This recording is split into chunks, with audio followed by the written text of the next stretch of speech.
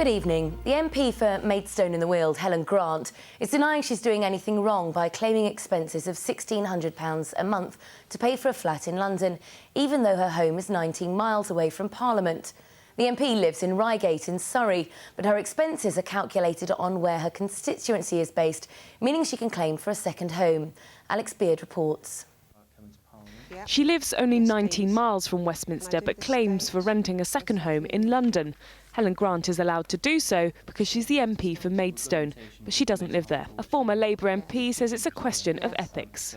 With the election expenses that there was a few years ago, I mean, all MPs should be well aware of how things are actually perceived by those that we seek to represent. Helen Grant says she very much works within the spirit as well as the letter of the rules. She says the focus of her time and responsibility is upon Maidstone and the Weald. Helen Grant used to rent a property here in Maidstone, but she gave it up last year when her mother moved to the area. She said to help save taxpayers' money. But what do people in her constituency make of the fact that she spends £1,600 a month renting a property in London? It's a question of the spirit of the rules, I suppose. But clearly she is milking her position for whatever it is worth. Most people have to commute to work and it's expensive for all of us, but I'm sure she probably earns a slightly better salary than most of us do. The MP for Reigate, where Mrs Grant lives, is not allowed to claim for a second home due to its proximity to the city. IPSA, the body which monitors MPs' spending after the expenses scandal, say the claims are within the rules because her constituency is in Kent. There is no issue here. If she wasn't delivering the right service, if she was having criticism about what she's doing in Maidstone, that's a different matter. Criticism of her expenses comes only weeks after Mrs Grant came under fire for altering an employee's contract to change his sick pay. Alex Beard, BBC South East Today, Maidstone.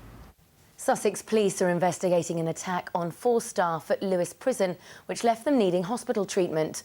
2 inmates attacked them last Saturday in the early hours of the morning. The staff members received cuts and bruises and were taken to hospital but were discharged the same day.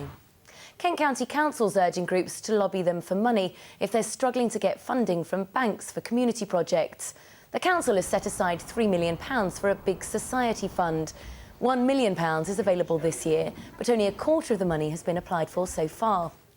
A special service was held at Canterbury Cathedral this afternoon for the diocese to say goodbye to the Archbishop of Canterbury. Yesterday, the Archbishop, Dr Rowan Williams, was made a Freeman of the city to honour the work he's done there. He retires from his post at the end of the year. A plan to create a sand sculpture theme park on disused land near Brighton Beach has been given the go-ahead.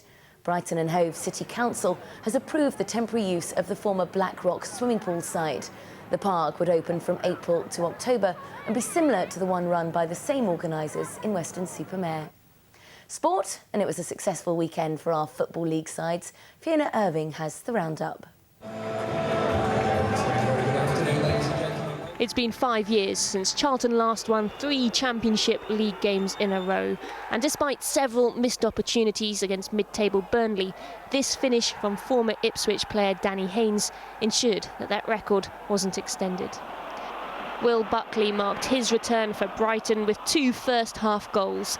He came close to making it a hat-trick in the second, but the Seagulls held on to their 2-1 lead to see them leapfrog Huddersfield into 7th place in the Championship. A late equaliser from Jonathan Fort saw Crawley rescue a point from their game against Walsall. Lewis Montrose drilled in this shot from deep inside the penalty box to see the Gills take the lead in their first half, but Morecambe came back strong in the second. It took until 3 minutes into stoppage time and this clinical display from Dean Burton to secure the win in front of an ecstatic home crowd. Great ball forward, took it on his chest. I've seen him do that for years. And then, well, you know, the place was it was amazing. It was an amazing end to what was a difficult game. The Gills are now 7 points clear at the top of their table. Fiona Irving, BBC South East Today. A look at the weather now. Hello there, a very good evening to you. It's been a lovely day today, but it has felt rather chilly. Next week is going to be an awful lot milder. Now we're going to see the lowest temperatures of the night just before midnight, I suspect, and then gradually as that southerly breeze increases, the temperatures will also increase. So it will actually be a milder start to the day than we saw today, with temperatures slightly higher than this by the time we get to dawn. Now it should stay dry for most of the day tomorrow, but we will see a little bit of drizzle perhaps edging in as we head towards the late afternoon, first part of the evening, but certainly mostly dry, but really quite breezy. That southerly breeze keeping going for most of the day. Lots of brightness around, particularly I think towards parts of Surrey, East Sussex through the morning, perhaps western areas of Kent into eastern areas of Kent. We might just see a little bit in the way of cloud just peeking in at times too through the afternoon. Some drizzle knocking on the door as we head into the first part of the afternoon. And for Tuesday, more outbreaks of rain on the way, I'm afraid, and some of these could get heavy as we head through the afternoon. For the rest of the week, quite mild and breezy too. Bye-bye.